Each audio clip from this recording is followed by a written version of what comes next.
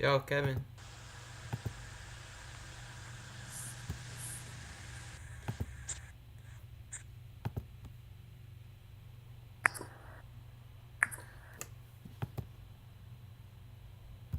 Let's see. I Can you hear hear you. me? Yeah, yeah, Okay. yeah. Damn, bro. Say it again.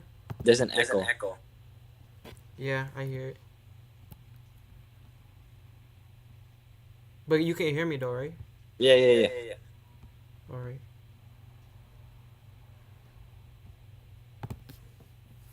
Um, Let me do this. What's it called? The truth over. So welcome, guys, to our new podcast. It's gonna be the truth over reality. I'm here with Kevin. We're gonna be reading this book called Satan, and we're gonna be diving into the words of the accuser. So basically, um, this book, it is Satan possesses a guy, and then he uses this guy to write an autobiography about himself, exposing the the beginning in Genesis and who he is and what his plan is, and he's basically exposing his battle plans and stuff like that to the people on Earth. And the whole point of the book is for him to basically tell the truth, pretty much for the first time, almost type of thing, and also to um, manipulate in a certain type of way. But if you are strong in the Word of God, then you'll be able to immediately pick out and point out the what the enemy is saying and what is false and what is true. So I'm gonna give it to Ryan. I said Ryan because I hang out with my friend Ryan too much. I'm gonna leave it with Kevin, and then he's gonna be reading from the book, and then we're just gonna be talking back and forth, and then we're gonna be doing this every weekday at 2:30 p.m. Eastern Pacific time, I believe. Eastern Standard Time. That's what it is. And yeah, I hope you enjoy this. Like I said, if y'all got questions, bro, you guys got questions, you guys can type and ask the questions because I know. Obviously, we're not gonna, you know. So I'm gonna need you to, if you have any questions, you can type in the chat. But all right. So I'm gonna start off from the top. We're gonna start at chapter one. So chapter one right here. It's called pitching the fort. All right. And so pleased to meet you. This is gonna be the introduction. So, like he was talking to you about, I'm gonna get more into depth about it.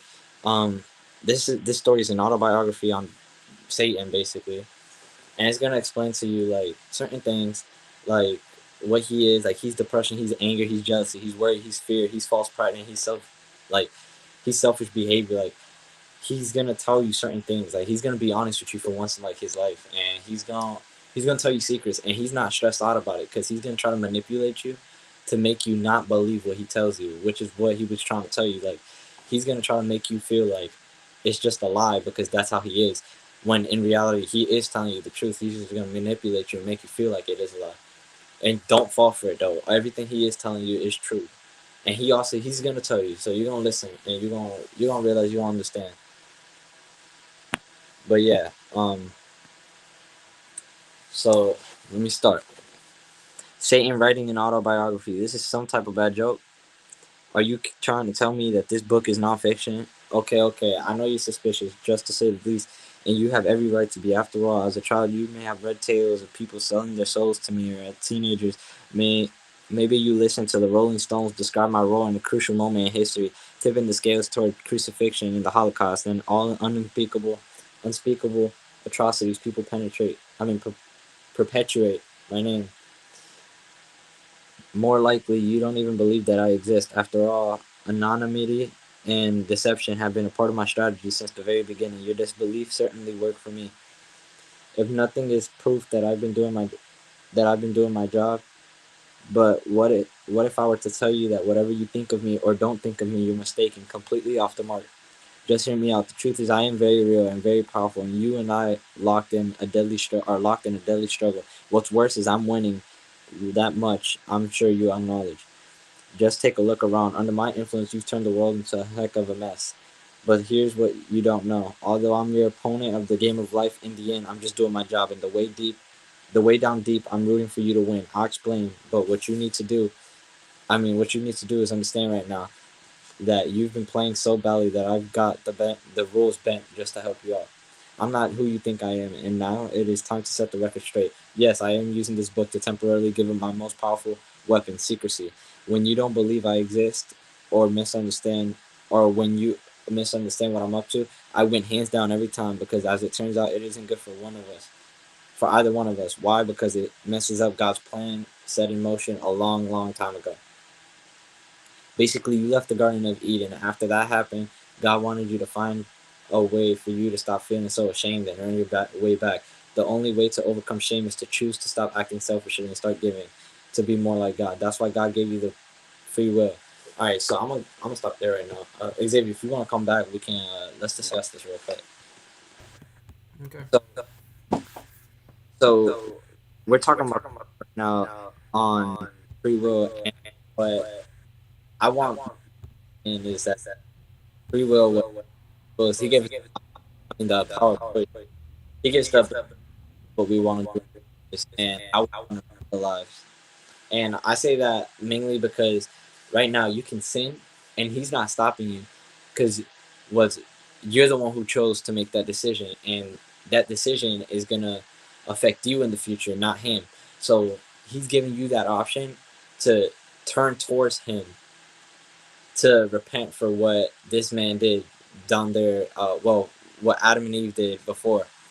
And so what he's basically saying in that situation right there is that God gave us the power of will, and that's one of our only ways to that's our only way to find our earn our way back into the garden and to be more like God. So what an example back then in the Bible, if you look at the Bible back then, Jesus was perfect. Like he was perfect. He ain't never got mad. He ain't never nothing. And when God sent him down here on earth for a reason, God sent him down here to you know to represent us and to represent that if he was able to do it in flesh and bones and with all the temptations that we have as humans and all this, so can we. And it's so that people don't misinterpret or misunderstand and say, oh well, God, you've never went through what I went through. Yes, I did. I came down in human form just like you guys are right now. And so it's just to let you guys know that if he was able to do it, we are too. And don't think, oh yeah, well he's God so he could do anything or whatever. Nah. He did it. He gave a part of him just like he gave a part of us about him. And so the only thing is Jesus chose to do right. We choose to do wrong. And yeah, don't get me wrong, we are gonna sin and everything, but in the end, bro, it's all about forgiveness. It's all about asking for forgiveness and know what you did wrong. I'm actually let me see if I can find it. There's a verse. There's a verse here. Let me see if I can find it. That talks about if I can find it.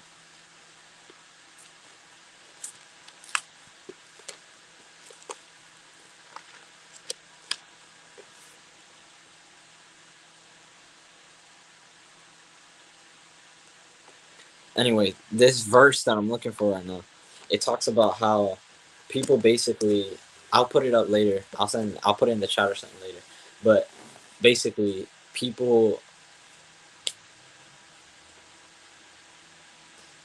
My bad. people. If you find the verse, I could put on the screen. Just All letting you right, know.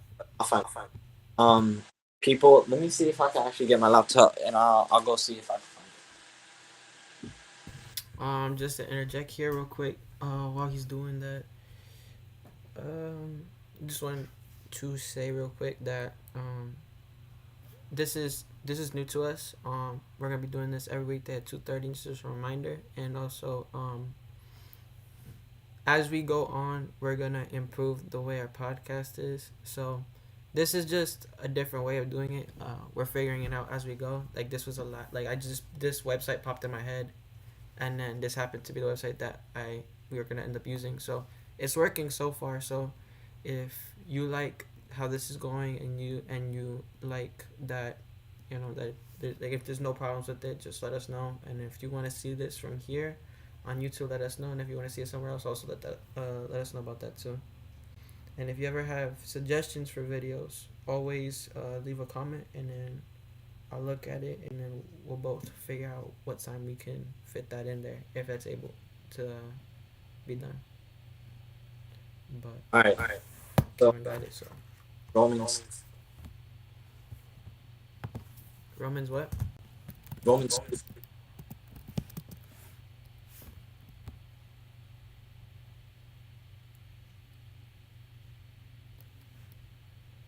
Romans 2, 2:12. 2:12.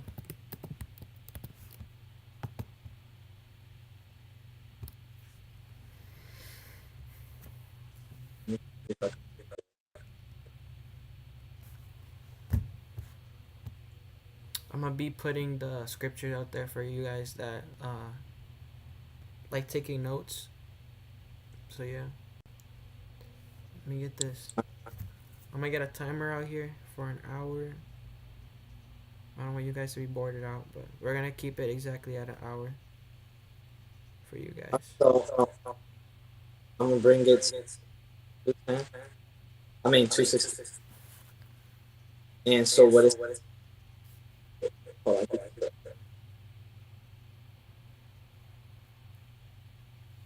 me keep it above. Um, right here it says, "Many as have sinned without law perish with law, and as many sinned in law judged by the law." And so it's basically like if you sin without doing, doing, God takes that into account. But when you sin and you know for sure what you're doing is wrong, that's a whole different story entirely, bro.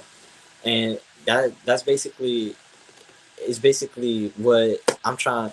The point I'm trying to get out at you guys is when you know you guys are doing something wrong and you guys keep doing it, that it's so hard for God to forgive you. And so Jesus, Jesus was perfect. And so when we sin, yeah, it's okay to sin, but it's not okay to be sinning like that. Like when you know you're doing something wrong and you're still doing it and then you're asking for forgiveness, that's not how it works, you know? And so give me a sec. Salud, chico. Bro. And so for you to do something and keep doing it is a big issue. And so the devil, that's what I'm saying. Like the devil's trying to explain to you in that verse that he gave you the power of will. God gave us the power of will. And we have to earn our way back. So we have to cut all temptation. Just like when Jesus was here, he was getting tempted in them 40 days of his ayuno fasting when he was fasting. He was getting tempted in them 40 days and he didn't even break. The devil tries showing him, oh, this is your kingdom. You can have all of this. You can have all of this, gold, all that. And he didn't break. In the same way Jesus was able to do it, we need to be able to do it too. And that was just food and water, something we actually need. So imagine something you don't need. You know what I'm saying? It's something different. Like those are need. There's a difference between a need of the flesh and a want of the flesh. Because what we want, people want, people want sexual things. People want, you know, people want to do inappropriate things, like things that they shouldn't. People want to lie. People want, you don't need to lie. You want to lie. You don't need to do sexual things. You want to do it. You know what I'm saying? But food is something you need. And if Jesus was able to do it with a need and not a want, so should we. And so can we. So, especially the wants, because that's one of the biggest things nowadays. A lot of people think that doing wants and then asking for forgiveness is all right. It's like, nah, bro. Like, yeah, it's okay to be sinning, but when you're actually asking for forgiveness and you actually don't mean it, or God knows that you're gonna do it again, He's not gonna forgive you. And it's like, so don't think, yeah, oh, He forgave me, and start walking on the altar like He just forgave you, and keep doing the sin. Like that's not how it works. You're living in sin. You're not. It's not something that you do, is something you live. Another topic I want to cover real quick is a lot of people a lot of people got a different meaning or different idea of Christianity, and a lot of people think that it's a belief. And No, Christianity is not a belief, it's a lifestyle. You know what I'm saying? It's something you live. You don't just believe in the Bible, you live the Bible. You have to live word for word what it's saying. And so I wanted to add on a specific topic. I want to say something about that real quick. Well, what you're saying is completely. I agree 100%. The Bible is also a relationship. No, Christianity is also a relationship with Jesus Christ, and that you living in. I can give a personal testimony on that. That I've been through many circumstances where I was living in sin, and I knew what I was doing was wrong, and I was fighting against it for a very long time, and like it's an overwhelming feeling of guilt on your shoulders to walk in sin. And I personally don't recommend anybody to purposely or intentionally do that, because you're giving your life away, pretty much. It's not really worth it. That you should, if you feel tempted, if you feel drawn to do something that you know is completely sinful, and your nature, and our nature is to live in sin, because um, we were born of sin because of Adam and Eve, what they committed. And like, not born of sin, but like, we were born. Oh my gosh, I don't want to say this wrong, because I don't want to. All as children, when you're born, you are not born into this world a sinful being, but as you go and you mature, we take on some of us may take on sinful ways. Like, there's nobody that can be perfect except for Jesus Christ. That's why we need him to live our life, and we need him in our life to be able to combat the attacks of the enemy that are placed upon us. The I'm gonna give an example. I remember that personally, I used to really struggle with less of the eyes and less of the ears, and I couldn't handle that without God in my life. So when I surrendered that to Jesus Christ, and I started living with him, and I started building a relationship with him, my spiritual growth increased, decreasing my attack from the enemies. I mean, from the enemy. And I'm not saying that that's gonna happen to everybody, because everybody's purpose, everybody's calling, everything is different for everybody. But in my opinion, Christianity is definitely 100% a relationship with Jesus Christ, and you can't be living in sin, and that's being two faced. It's doble vida that we say in Spanish, but you can't be doing that, guys. So I just recommend that you surrender it all to Jesus, and then you try to live in His Word. I got my Bible here. Study His Word, because the best way to combat sin is by being deep in His Word. Because if you're deep in His Word, then this Word, His Word, is not only the law, but is a love letter to His people. And He loves us so much that He wrote a whole entire book with amazing stories, and none of them are false. And like, they all apply to everybody's life. They can all help. And I just feel like, just get deep in the Word, and you'll be safe and protected by the blood and by the armor of God. You just, man, I'm gonna go off, but yeah, just, I'm gonna keep it at that. I really do believe that Christianity is a relationship with Jesus Christ, and if you build upon that relationship with God, and um, you work on that, and you get deep in His Word, then I believe that the relationship can protect you from the outward attacks of the enemy. That's just my standpoint on everything he said so far. But so far, everything he said, I agree 100% with. Yeah, yeah. Um, I also wanted another verse actually because this is something really deep. Like you guys are gonna, if you guys understood what it meant, you guys would be like, wow, like that is so true. And one of the main reasons why I say that it's not just a belief, it's a lifestyle, is because of this verse specifically. It literally opens your mind and helps you realize, wow, like he's like, it really is, it's literally a lifestyle, you know? And so I want to take you guys to James 2:19 real quick. And let me see if I find it. James 2:19.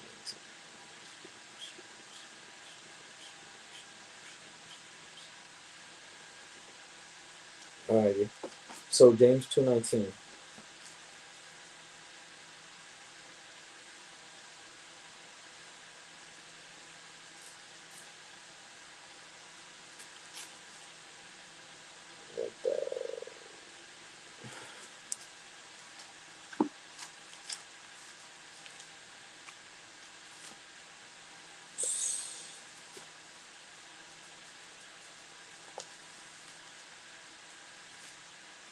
I'm gonna check on the podcast, see how it looks from YouTube. While you're looking and Alright. trying to find it. The verse. Ready? So this verse says, James 2:19. Though believeth, though believeth that there is no, that there is one God, though does well. The the devils also believe and tremble. And so what that verse is telling you is, yeah, like it's basically saying, you believe that there is one God, yeah, so do the demons, and they tremble. You know what I'm saying? And that's what I'm saying, as far as, well, that it's not just a belief, because the demons believe as well, and so does the devil. You know what I'm saying? It's a lifestyle. What? Because being a Christian, like I was saying earlier, is something you live. It's a life. Because what the Bible is telling you, yeah, you can believe that there's a God and not live it. And once you're believing in something, at that point you're being no you're doing no better than the devil is, because the devil believes too, but he doesn't live that lifestyle, or even the demons don't even live that lifestyle. But when you follow Jesus and you follow his steps, which if you actually look up the meaning of Christian, it's following the followers of Christ, following his footsteps, following what he did, following how he was, and following and trying to be like him, you will not have to worry about anything. And that's a big misconception. Everybody thinks that being a Christian is, oh, do you believe in God, so you're a Christian? No, it's not do you believe in God. It's do you follow? Do you actually do what God wants you to do, And so, yeah, that's James 2:19 for you guys. I'm going to go back to the book and read more, but I just wanted to cover that up for you guys, so we can kind of clear that out, because a lot of people get, confused and don't understand what it actually means to be a Christian.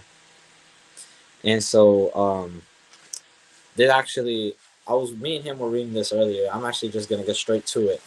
It's, it's to explain, thoughts. And let's talk about thoughts real quick. The origins of doubt. All those suspicious thoughts you are having at this moment aren't really yours. They're mine. I slip doubts into the gray matter that houses your mind. They originate from me. Deny it all you want, but I'm telling you, I'm planting denial in your brain right now, even as you read these words. Have no doubt, I am real, and I'm outing myself after millennia of covert activity. I'm revealing myself to you because we're at a historic moment in destiny of humankind. But while I'm spilling the truth in these pages, I also have to keep doing my job, which is to plant doubt in your brain with every truth I reveal. That's why from time to time you'll doubt every word you read here. That's a part of the game. And so that goes in to tell you, basically, you know, me and him were telling you guys in the beginning, how yes, he is gonna try to manipulate you, and that's what I mean right now. He's gonna try to manipulate you, not just with his words, but also with the way he's taught. He's gonna start throwing stuff in your mind while you're reading it, so that you doubt what he's actually saying is true. But in reality, it is true. It is everything he will be telling you is true. It is secrets that he will be telling you, and you just have to be strong. You have to understand. There's a lot of this that relates to the Bible too. He's gonna have a few moments in this book where he tries to relate it to the Bible, and if you understand what he's saying, you're gonna understand. You're gonna understand it better. You're gonna be like, wow, like it just hits different. An example. Let me read something earlier that he was saying. He says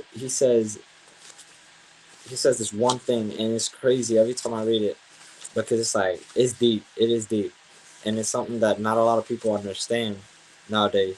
Because everybody believes in God, and everybody says they believe in God, but nobody realizes that they're pushing him to the side like he's some chopped liver. And so what I'm saying is, right here it says, you only value something by its absence. Candlelight is worthless on a sunlit day, yet it's precious in the dark of night. You can recognize full fulfillment only after experienced emptiness. And just let that sink in. Like, you guys have to let that sink in. A candlelight is worthless on a sunlit day, yet it's precious on the dark of night. Um, Xavier, explain that. Um, so basically, that when he says a candle is worthless on a sunlit day, it's because if you think about it, it makes perfect sense that you don't need a candle if it's bright and sunny outside. You don't need a candle when it's dark outside because the candle's supposed to light the way. But if you think about it as God, if you, th- if you think about it as God being the candle that lights your darkness in your darkest moments, let the darkness represent the hardest time you've been in. Espérate, por favor. And then when you let God represent the candle in your life that He lights the way. Sometimes when okay after the dark is the light.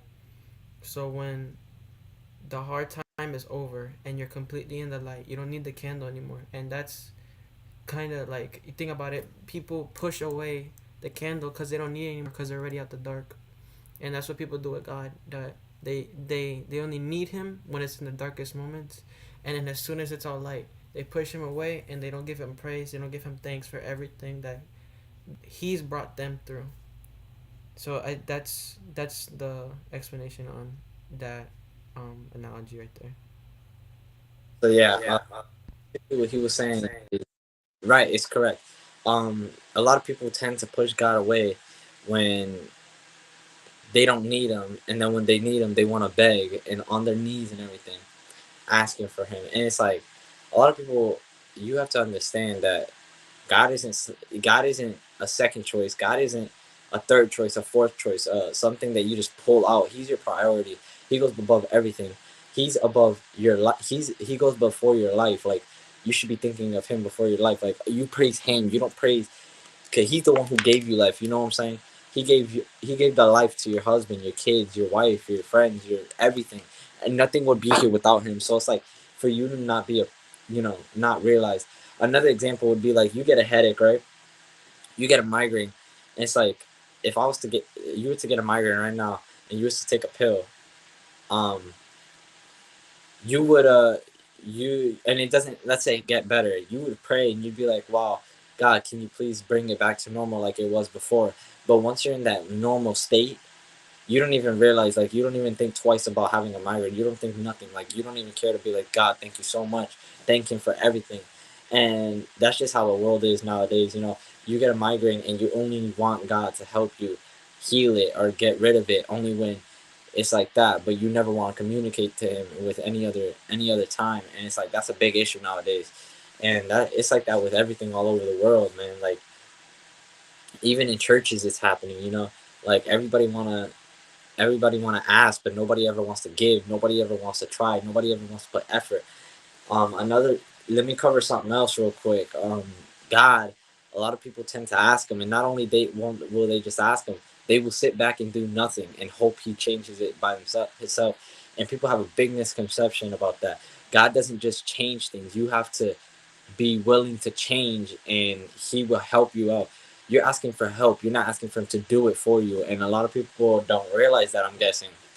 And when they'll be like, oh, God's not helping me. God's not this. God's not that. It's like, no, God, it's not that God's not helping you. It's the fact that you're not willing to put in the work for God to help you. God can't help somebody that doesn't want to be helped or doesn't want to move or doesn't want to change. And that's a big thing in this world today as well. I see a lot of people do it nowadays. I have friends that do it. Friends would be like, but how can you believe in such a God when he doesn't even, I can pray. I had a situation. Let's say people will tell me like, oh, I was praying for a breakup and he never got me back with him. You also have to realize God has a time for everything. It says it in the Bible, and I'll pull up that verse later on as well. God has a perfect timing for everything. So obviously, yes or no, it's gonna be there. Like yes or no, that time is gonna come and it's gonna be completed, no matter what you want or not. It's up to you if you're willing to wait or if you're gonna get impatient and try to do something else. Either way, God's plan is God's plan, and it will never change. You know what I'm saying? So think of it like this: I got a water bottle right here, right? I got a water bottle right here, and let's say this is your life, right? And you can, it's a bottle, and no matter how you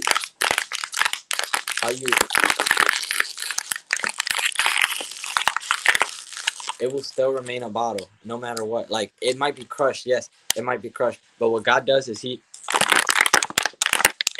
brings your life back together, and that's what happens in your life when you're struggling through situations like that. God is gonna have a plan, and he's always gonna try to.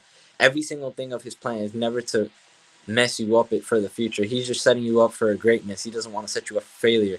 But you choose to what you're gonna do. You can either choose to keep what he's giving you like this, or you can choose to crush it. But no matter what, he will always fill it back up. Only thing is you got to be willing to allow him to do that, because only way he can do that is if you don't put a cap on your water bottle. And that's a big thing nowadays. A lot of people want to ask and then eventually be like, there is no God, and not allow him to ever try to change them anymore or allow them to do anything just because it wasn't their time when they wanted it. And you have to understand it's God's time, not ours. God is the one. God is time. God is love. He is eternity. We're not. We have nothing to do with that. We can't control that. You know what I'm saying? And so that's a big thing. I don't know if Xavier has anything to say about this topic as well. He can hop in if he has anything to say. Um, Um, as as far as far as when you're talking about God can't help people who don't want to be changed. right. Right. So So the thing is thing that is that God isn't God gonna isn't gonna doesn't want to doesn't be, want to be and and basically, we if you're not willing to be changed, then he's not gonna help you. I mean, that's just how it is. Like if you don't want to believe that he can change it, if you don't want to ask him for help, if you don't want to do what you have to do to receive that help, then he's not going to help. There's no point of him putting in effort for something that you're going to ruin. It's like me coming up to you, building a Lego. Let's build. You know what? I'm gonna help you build a Lego tower.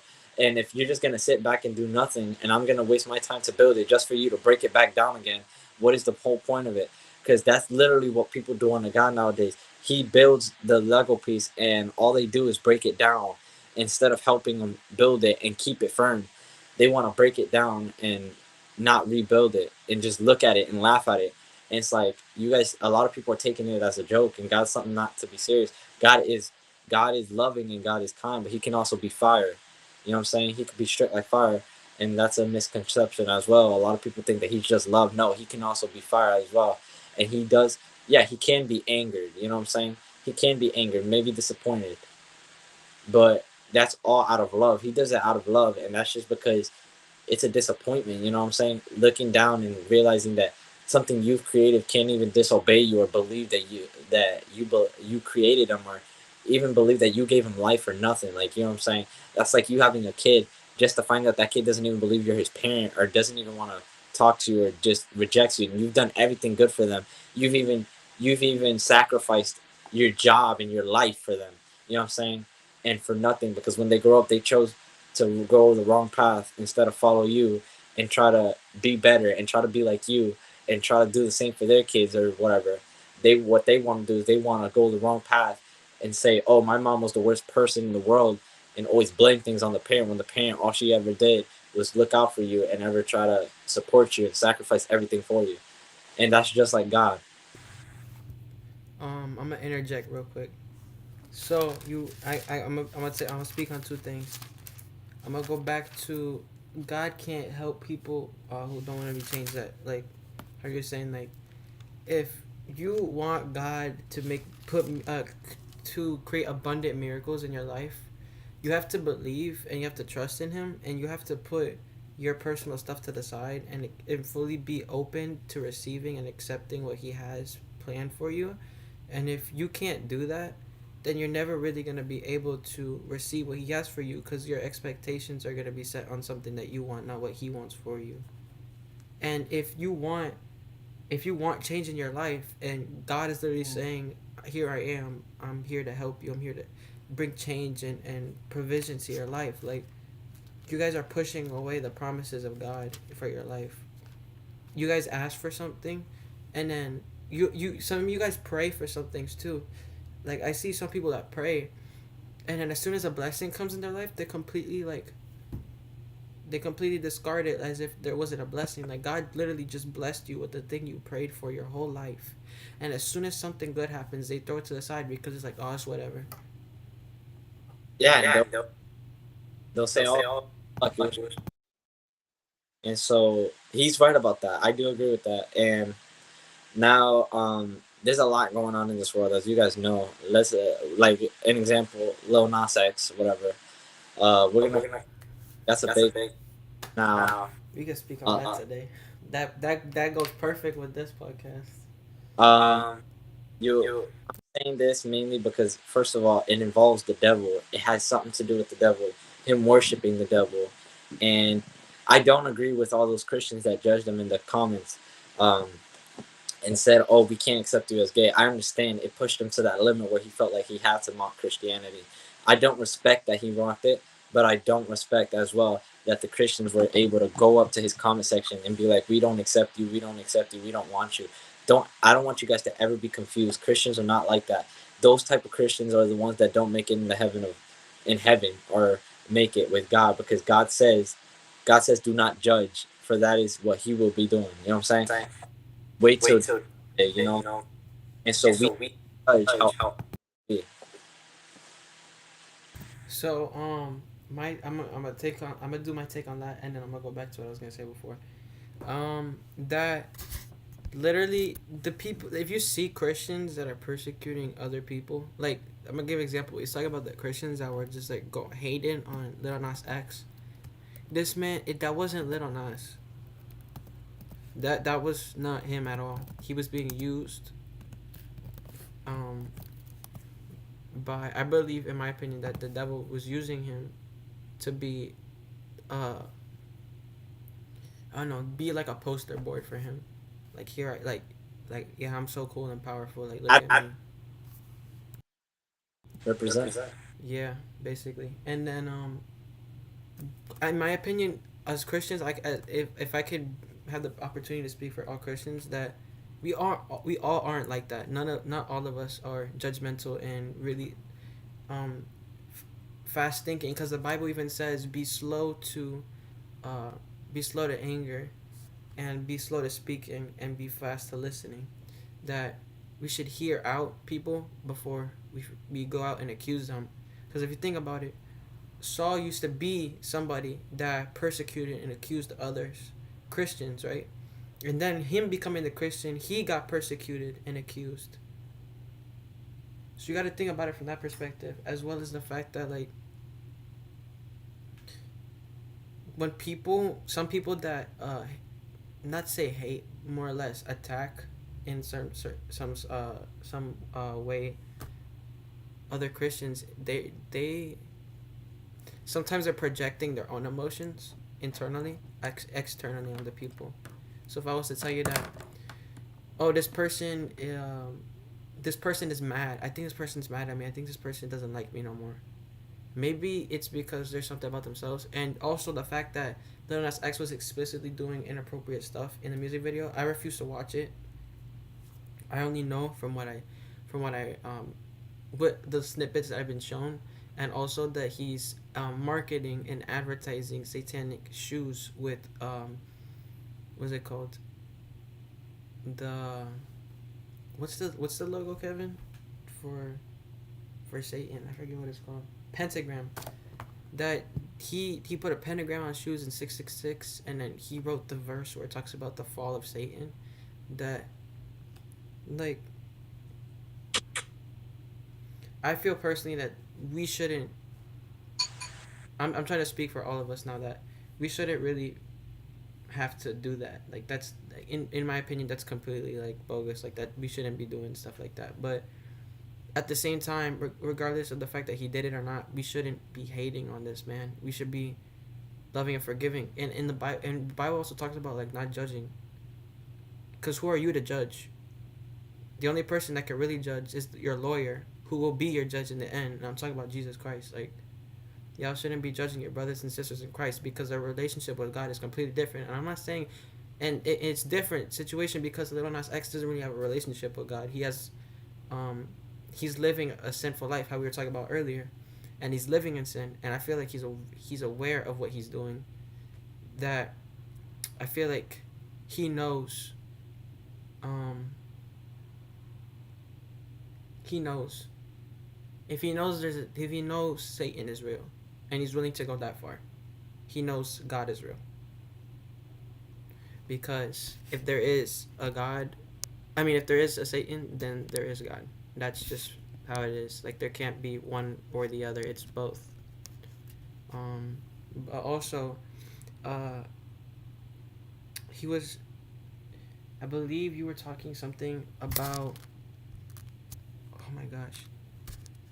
Yeah, I'm gonna be reading from Ezekiel chapter 44 verse not 6. Give me a second, guys. It's supposed to say 10. 44 verse 10. Yes, that's what it is. So Ezekiel chapter 44 verse 10 talks about the Levites went far away from me and went astray, and who wandered from me in their idols must bear the consequences of their sin. And that's basically talking about how God is talking about how the people, the Levites, let the Levites represent the people that don't really follow God and completely push him away. They went far from me, and when Israel went astray, in the Bible, Israel has two names, or is technically two people in a way. Back in Isaiah, if I'm not mistaken, I have my notebook here. Yeah, right here. Isaiah talks about the prophet Isaiah. He talks about the coming of the Messiah, and I took notes on this, so I'm gonna read this to you real quick. Um, Isaiah lived in Jerusalem. Um, he spoke on God's behalf to the leaders of Jerusalem, and he was a prophet. He talked about God's judgment, and he warned Israel that Israel's rebellion will come at a cost, and that Assyria and Babylon will judge them if they continue oppression of the poor and idolatry, um, worshiping other gods. And I believe that in this also coincides with this in Ezekiel, Ezekiel chapter 44 verse 10. And then it says, but that there was hope that God would send a king David's line to establish God's kingdom, and that he would lead Israel in obedience to the covenant, 10 commandments, that all of this was so God's blessing and salvation would flow to all the nations like God's promises in Exodus chapter 12.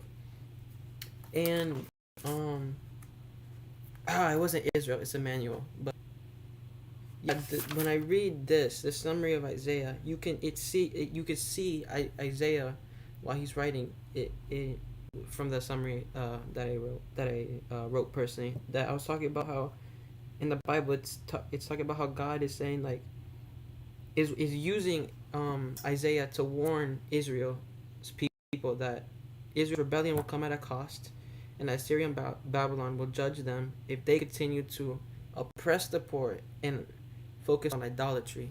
Idolatry is worshiping other gods, and in the 10 Commandments, it specifically says, "Thou shalt not worship any other god before me. That I am the one true living God." Like it's like idolizing not only is worshiping another god, it's also putting that thing personally first in your life before God, because God should be the first thing in your life, because he was the first thing ever created. And no, idolatry, not adultery. And then And we'll go back to Ezekiel chapter 44, verse 10. It says, "The Levites who went far away from me, when Israel went astray, and who wandered from me after their idols," the people that they personally saw above the position of God in their lives, that they put God out their lives and they put something else before Him. And therefore, I have. Oh, wait, I'm reading another verse. But those who do that, they must bear the consequences of their sin. So he's saying they have to pay for their own actions. And later on, throughout the Bible, this is in the old. This is in Old Testament, but you can clearly see how God's wrath was super fierce and fearful, and you must fear God. You cannot take Him as a joke, because He is not a joke. He doesn't play games with you. The devil may play games with you, but God will never do that. That is not His plan. His plan is to bring peace and salvation for everyone to receive Him and to come to live eternal life with Him. That's the whole, like God, that's God's mission for our lives. That's why He uses. That's why He puts pastors and preachers and worshipers for us to be moved and to be used to be an instrument of God's love and God's word. And and also I'm not certain of the exact reason why it popped in my head, but I was thinking about, I think you're saying something about your hand, Kevin. You're saying something about a hand when you were talking. I'm not exactly sure what it was about. It was like earlier, but you mentioned something about a hand. I hate Yeah, something had to do with pain in your hand or something like that. Not exactly pain in your hand, but something similar to that. when it was. Are you talking Yeah, about you, or are you talking about when we started the podcast? the podcast. No, I don't know what you're talking about, but I actually wanted to say that what I wanted to cover was the topic about Lil Nas X. Like we were going back to that. Um, I wanted to say like a lot of people, a lot of people are, confused and don't realize that Christians aren't really what everybody else makes it seem like. Those Christians that are like that, those are the ones that will end up in burning. And I'm not saying that because I'm not doing exactly what they did. I'm telling you, it's biblically says that you cannot be doing that, and if you do, you are no better than the person sinning, because you shouldn't be judging and you shouldn't make another person feel like they can't be Christian or that they're not in the right or whatever. Let them figure that out. That's God's situation. That's God in their situation, not ours. So we shouldn't be getting in that. We shouldn't be involved with that. You know. So what people need to understand is stay to your life, and we'll stay to ours. And if you really want to help somebody, help them. Don't judge them. There's a difference between helping and judging them. When you're bringing them down, that's not something you, as a Christian, you're not supposed to do. Nowhere in the Bible does it say bring another person down. So when you see people doing that, it's like it makes you look bad. You know what I'm saying? It makes people be like, wow, like these Christians are really out here just to come after us. When in reality, we're not out here to do nothing. We're just out here to praise, and we're out here to get other people to praise as well. And so that's something I wanted to cover with y'all real quick. But what was I saying? I was gonna say something about the I think it was just me personally. I was thinking about that, but something popped in my head talking about pain, and I'm gonna have to watch the live stream back to see exactly what point I probably thought it came from. But sometimes there will be a time in our life we'll be experiencing crucial pain, and there's a point. Oh, yo! I just figured it out. You were saying pointing fingers. I don't know if you could speak more on that, but that's what that was. So I feel like everybody wants to point fingers, and nobody wants to ever accept when they're in the wrong. That's a big thing nowadays as well. Like nobody ever wants to accept when they're in the wrong, and that's an issue because you can't be judging somebody when you're in the wrong, and I find that to be a real big issue nowadays. Um, that's the reason why it's an issue is because as a Christian, you shouldn't be pointing fingers of, oh, this person did this and I did, and so I thought it was right that I do it. No, because as a Christian, they're not going to be doing that. They're not going to be like, oh, well, I mean, think about it. The other person isn't going to be like, oh, well, I'm going to do what that Christian is doing. You know what I'm saying? They're going to be doing something different because they're not Christian. So as a Christian, you shouldn't be doing the same thing as them. And you should realize that we're different than them and we need to focus on ourselves and stop focusing on others. And so that's basically what I wanted to cover as far as pointing fingers.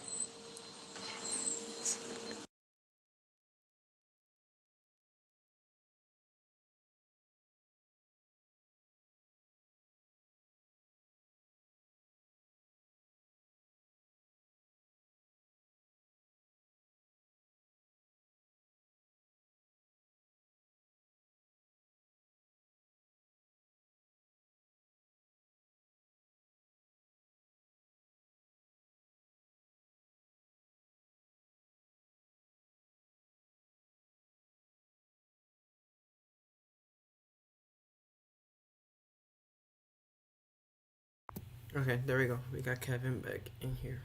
Uh, but what I was saying was trying to see if we can get two of our cameras out here at the same time. There we go.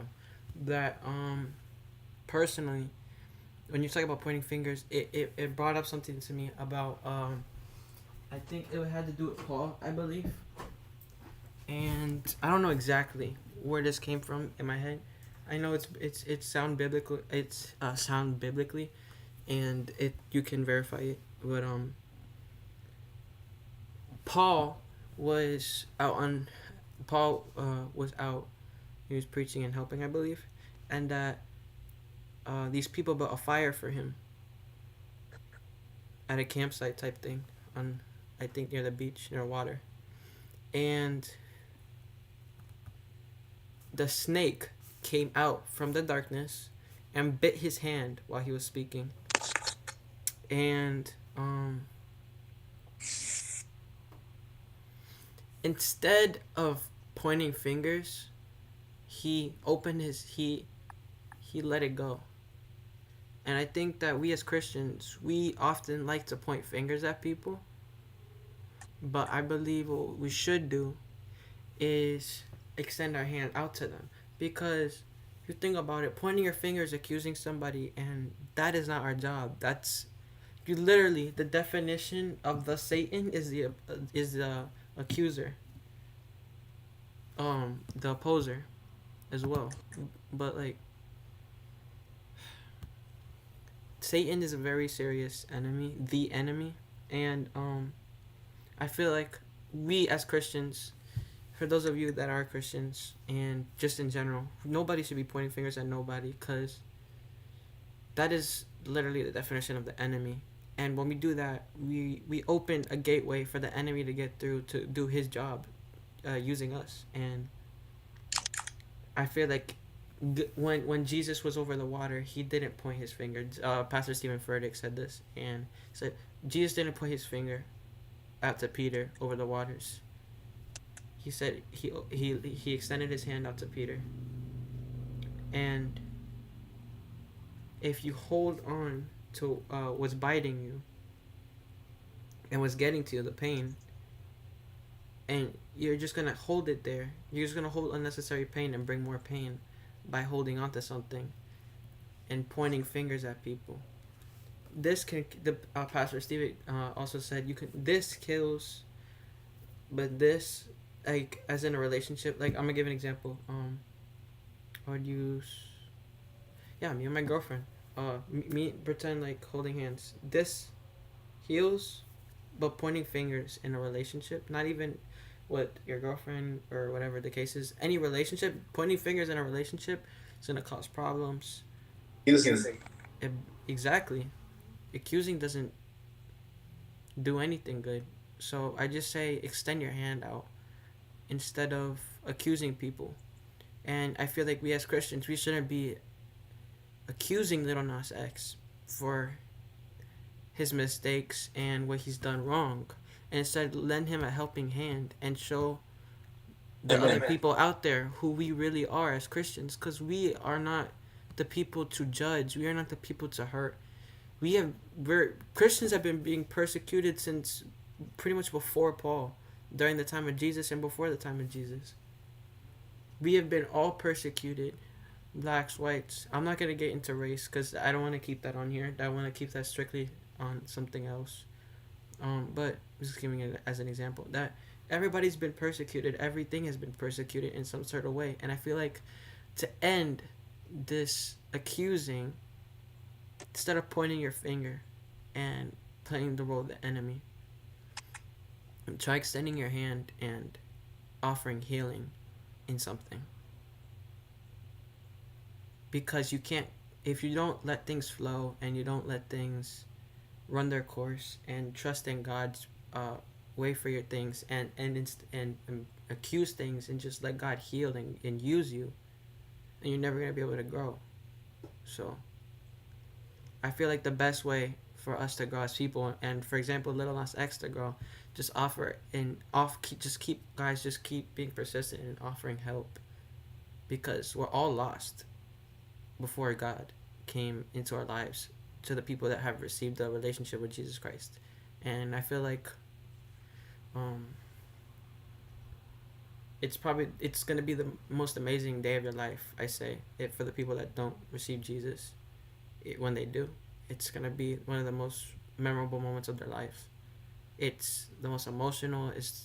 I remember how happy I was when I did it, and It's something different, something not a lot of people will experience because it's a feeling. It's a feeling of happiness that you've probably never experienced before, because you feel safe. You feel real. You feel alive. You know what I'm saying? And so that's what he's basically trying to tell you guys. Like, it's a good feeling to know that that you are accepted in the kingdom of heaven, and that you were, you know, he's happy to. He's gonna be proud to call you his kid and his child. You know, but that's what he's saying when he says be accepted by God. And it's not like, oh, you're not gonna be accepted, because he's not talking about like, oh, well, if you're gay you can't be accepted by God. No, but what he's basically saying is being accepted in a way of, you know being accepted in a way of, it's hard to explain, I'm gonna be honest with you. Like, when Jesus accepts you, accepting you in the kingdom of heaven, you know what I'm saying, writing your name in the books.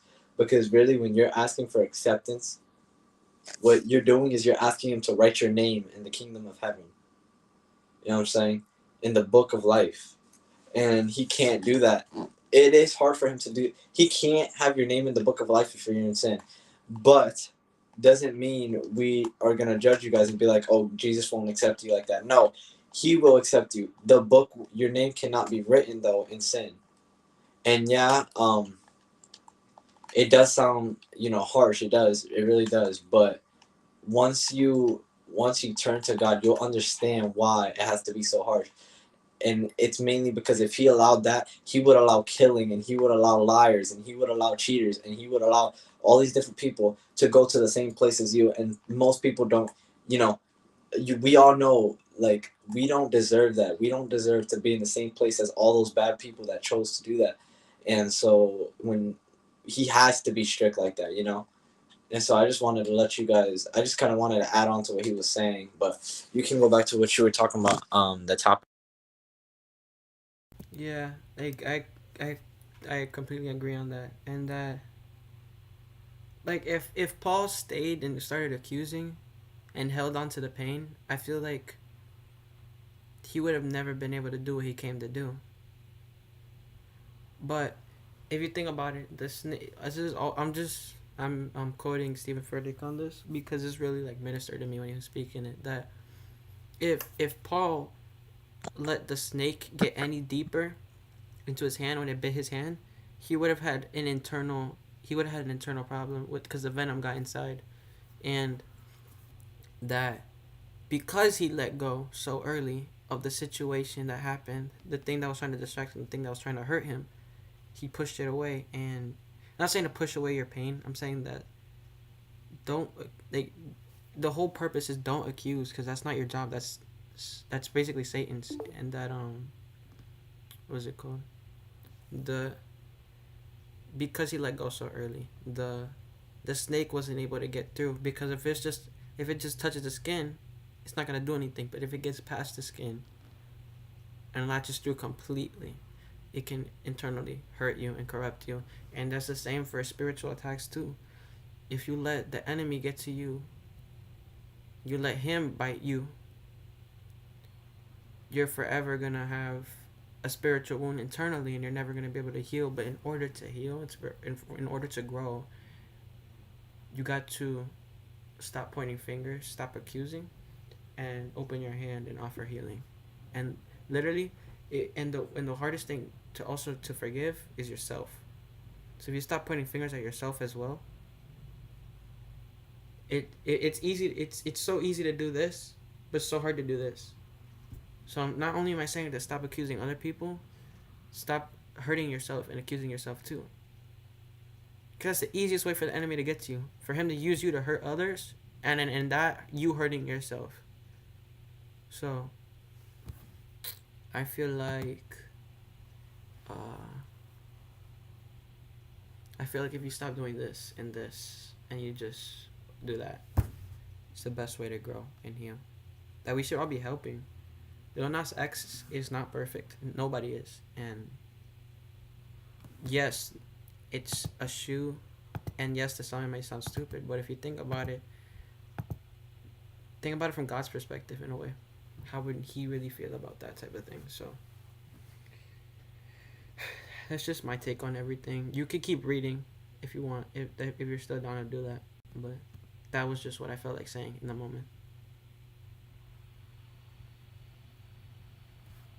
Actually, I did want to read, but now that we're covering certain topics, it's like I feel like it's better to discuss them for now.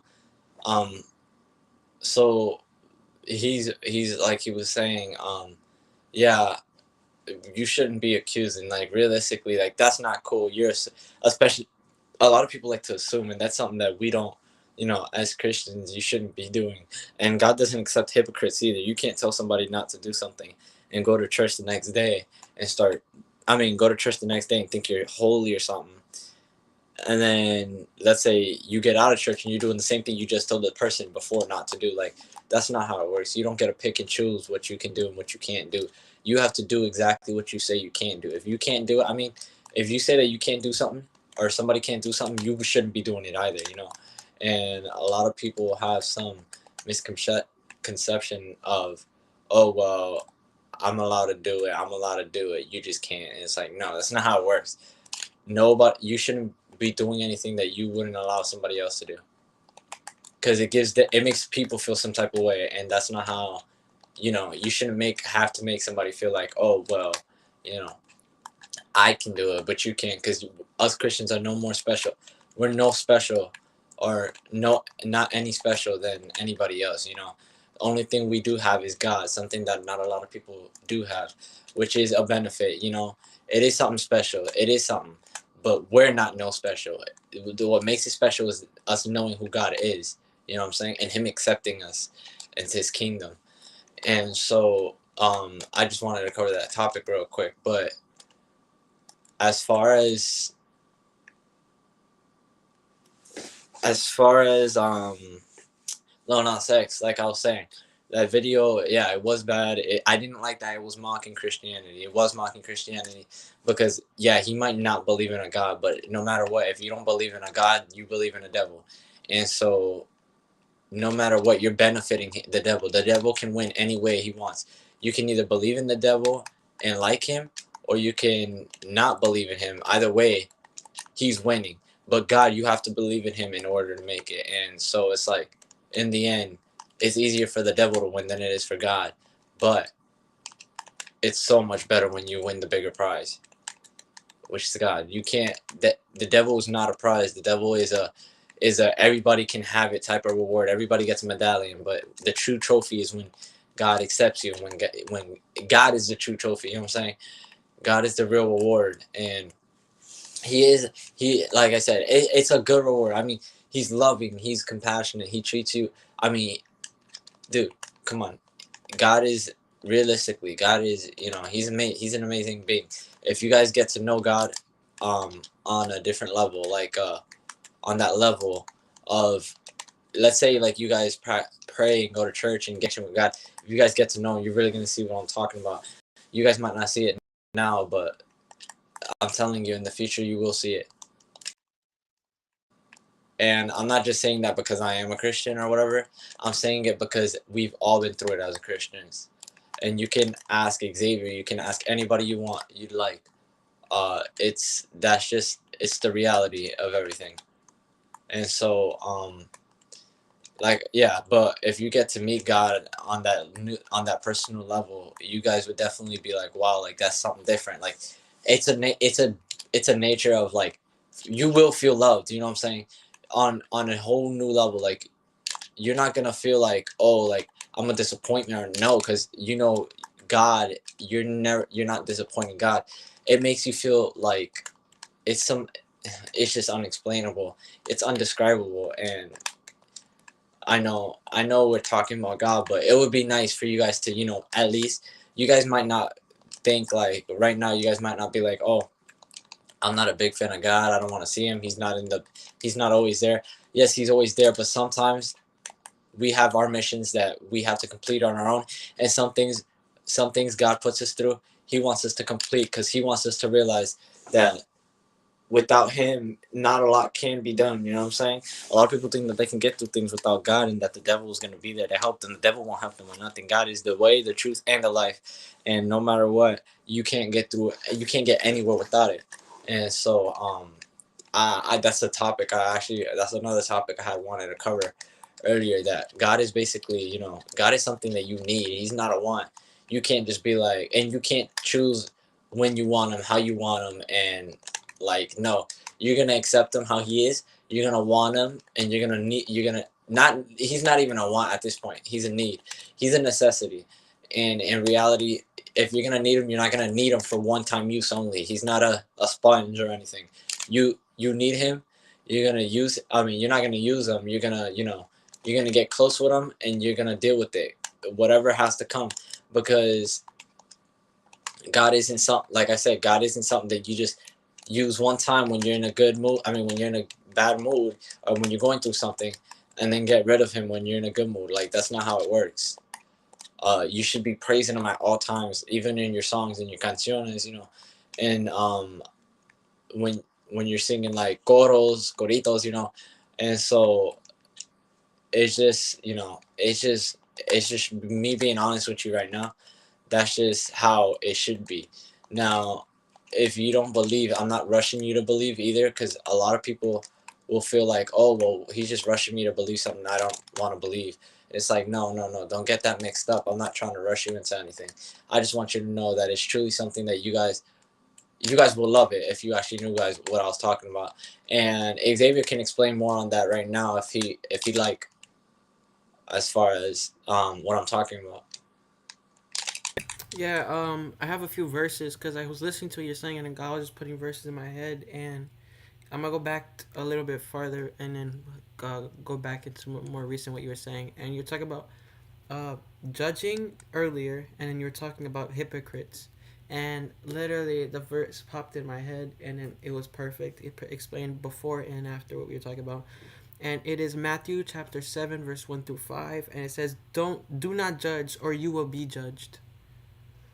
For in the Exactly. same for in the same way you judge others, you will be judged, and with the measure you use, I will be measured to you. Why do you look at the speck of sawdust in your brother's eye and pay no attention to the plank in your own?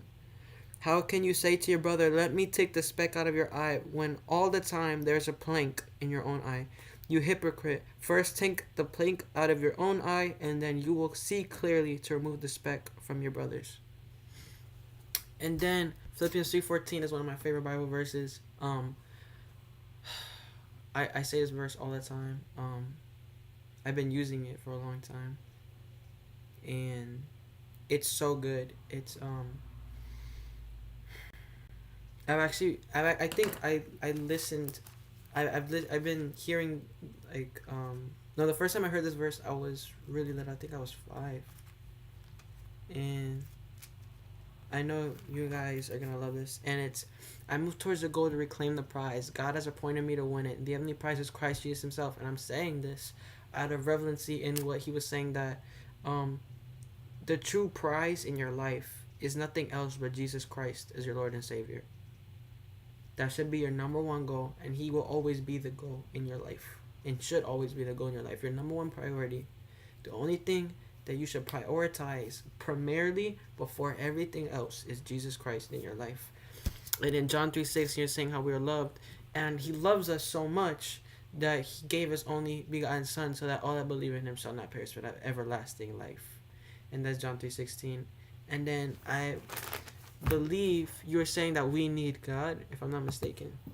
And um, this brings it back full circle to what I was talking about from Ezekiel about Isaiah. How in Ezekiel they're talking about Isaiah who connected it with Ezekiel. But let me find this real quick for you guys. 6:19. Um, Isaiah chapter 41:10. Isaiah chapter 41:10 states that, so do not fear, for I am with you. Do not be dismayed, for I am your God. I will strengthen you and help you, and I will uphold you with my righteous hand. And that all who rage against you will surely be ashamed and disgraced. Those who oppose you will be as nothing and perish. Though you search for your enemies, you will not find them. Those who wage war against you will be as nothing at all. For I am the Lord your God, and who takes hold of your right hand and says to you, "Do not fear, I will help." And I think that was a little bit more than 10. I went to 13, but the point is that God is saying I've been here the whole time.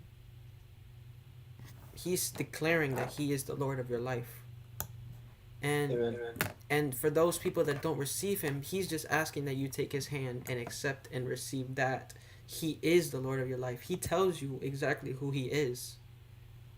He is who He says He is, and we are who He says we are. And um yeah, man, that's I just wanted to clarify the Bible verses for what he was saying, because I just kept hearing the verses pop in my head after everything you're saying. But you can continue, man, with what you were talking about. That was really good. But yes, I really do feel like that strongly. That that people are misunderstanding like everything about God. Like first of all, he's loving. He is really loving. He's not what everybody thinks. He's not judgy. He's God. You know what I'm saying? He will be now judgment day. He will judge. He gave you the option of choice, so he has the right to judge, because he didn't give you choice so that you could do whatever. He gave you choice so that you could do the right thing, and he would let you decide what you do right and what you do wrong. You know what I'm saying? It wasn't like he was just like, oh well, um, I'm just gonna let them do whatever they want and live their own life. Like, no, you're gonna live your life. Go ahead, have fun, enjoy your life, but do it all in my name. Do it all for me. Because if you're doing it, if you give birth to somebody and they ain't even doing what you're telling them to do, what was the point of them giving life to you? The point of us getting life from God was so that we could complete His plan. Not only that, so we could earn our way back into the Garden of Eden, or heaven as we know it. And so that was the whole point. And a lot of people need to understand that and acknowledge that God isn't just gonna, God isn't just gonna be okay with, He's not gonna act like He's not judging you. Like, yeah, He is gonna judge you, and that's just the reality of it.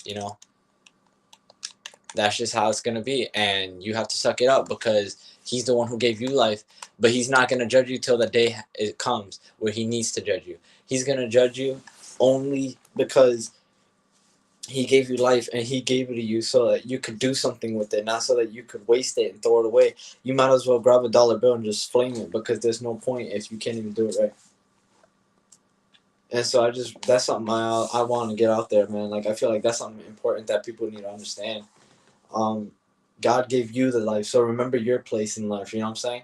Don't don't mistreat or think that you own yourself. You can only thing you have is choice. Just like your parents, they own you, but in reality, you still have a choice. You can either do right or you could do wrong. You know what I'm saying? It's not like a video game where you control what happens in the video game. It's true reality, and so that's a big thing I wanted to cover right now because that's something that a lot of people need to understand, and you know.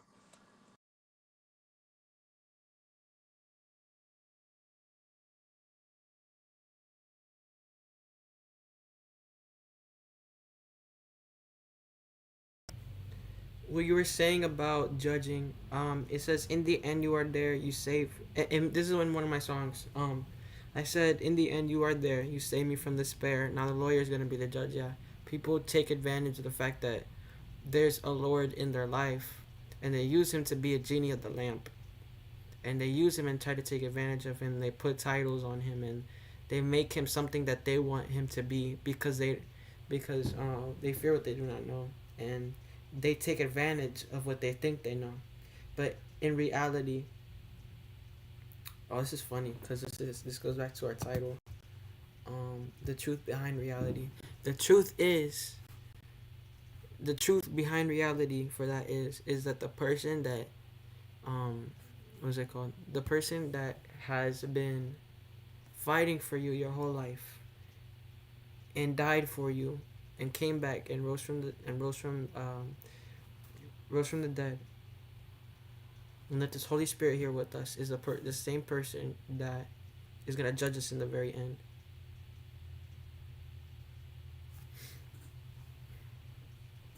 I want the devil is real, and he is really out there to kill, destroy, and separate things. He's gonna try to separate families. He's gonna try to separate your relationship with God. He's out there. He's out there, and he's out there to kill. He's not trying to. He's not trying to be friends with you. He's not trying to. He's gonna make it seem like he is. And a lot of people right nowadays, an example, the 60. We need to cover this. The 27 Club. That's something that a lot of rappers are going through right now, where they're going in a 27 Club. They're joining it, and it's where people sell their souls to the devil, and then they're dying at age 27 just for the fame and for the money. It's like, was that even worth it? Because in the end, you got no benefit out of it. You got a few years. You got a few years of money and fame and eternity down in hell because you sold your soul to the devil. It's not cool, man. Like it's like, dude, like I just gave you something. God gave you a life. God gave you choice, and what you did with it is you chose the other path. And it's like, bro, you don't know how that makes him feel. You know what I'm saying? And people feel like, oh well, why would God, if God really loved me, why is he turning his head? Well, be honest. If your parents were to raise you a certain way and you was to throw your life in the garbage by doing drugs or by doing something else such as cheating or going out and on the hub, basically, like I'm gonna be straight up with you, you're on the hub or something. I mean, you know they're not gonna be proud of you. They're not gonna want to look at you even because they didn't raise you like that. You know what I'm saying? They raised you in a church. They raised you to be a certain way, and you're out here acting like you weren't raised right and you weren't taught well. And so when people like don't understand that, it's like people don't understand that God is, the reason why God is doing it is because he loves you, and he doesn't know you. And that's one of the things, like when God says, depart from me, for I never knew you. It's not because he doesn't want to know you. It's literally, I never knew you. You were literally, if you can't accept Jesus or God, you can't even believe in him. Why would he accept you? Like, dude, I don't know you if you don't know who I am. And that's how it is in life. If you don't know me, I don't know you. You know what I'm saying? Like, if you can't accept certain things, then why should I? And that's, you know um that's a big issue. And so I just wanted to cover that right now.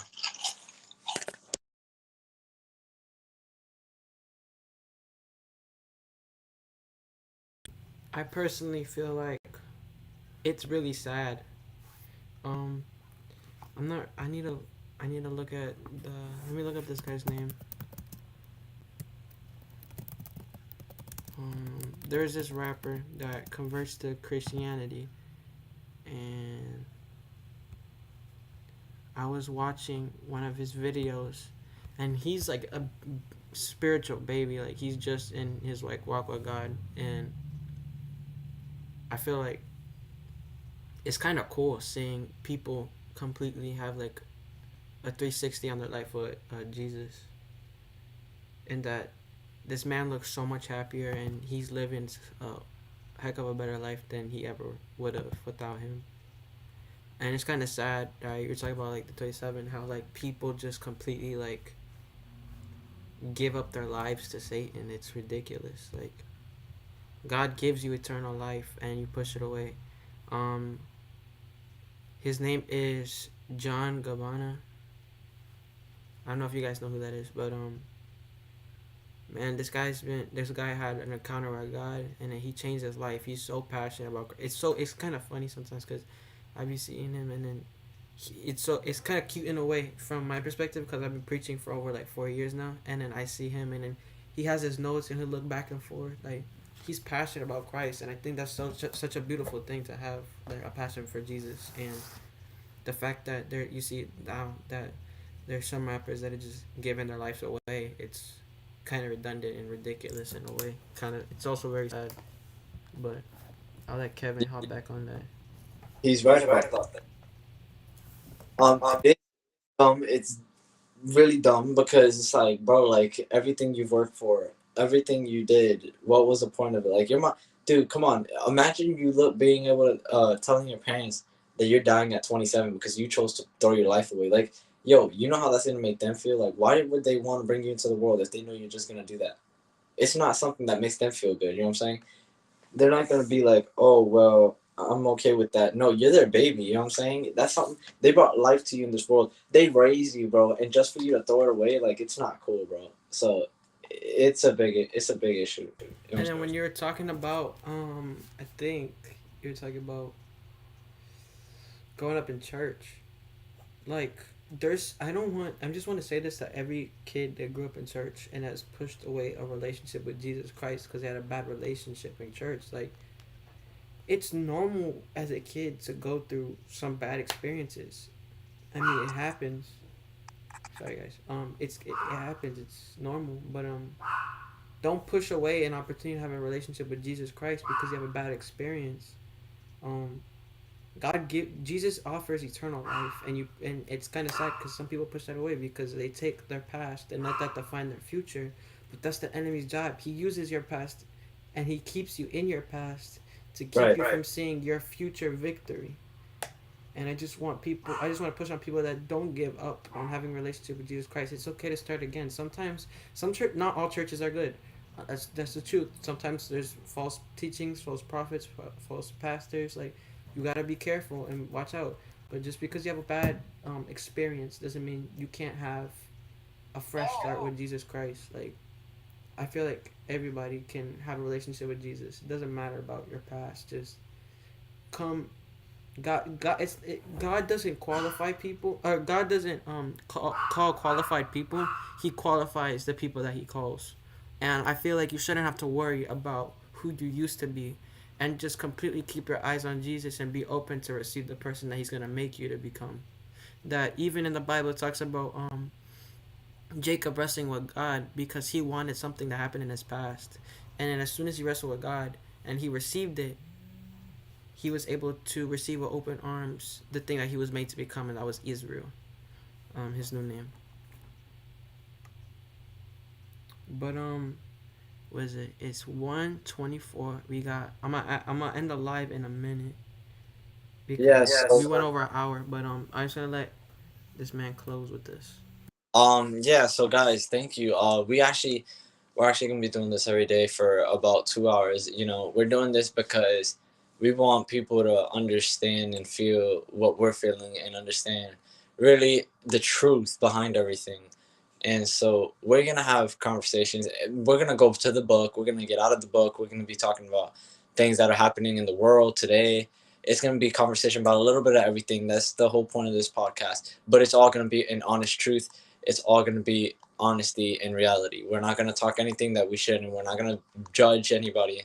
We're not going to judge no gays. We're not going to judge nothing. We're going to talk all facts and all biblical. So everything's going to be biblical based. We're not going to do anything that's not biblical based, such as, certain things. Like, we're not going to be a hypocrite, obviously. We're not going to try to say something if we know we do it ourselves. But yeah, so thank you for watching this, for real. But we just, we'll see you tomorrow as far as this, and it was nice talking to you guys. We actually just wanted to cover today's topic. We wanted to cover today's topic, which was about the devil and understanding God, basically, as a being. And tomorrow we'll probably get more. It'll be more organized. We'll try to get more into Genesis. We can read Genesis so you guys can understand the beginning, you know, of it all, and we can mix it up with a little bit of late. Well, no, we'll save that for another day. So yeah, we'll just do Genesis, and we'll explain everything and what's going on today as far as Genesis and how it's where it's gotten us as a whole. And so yeah.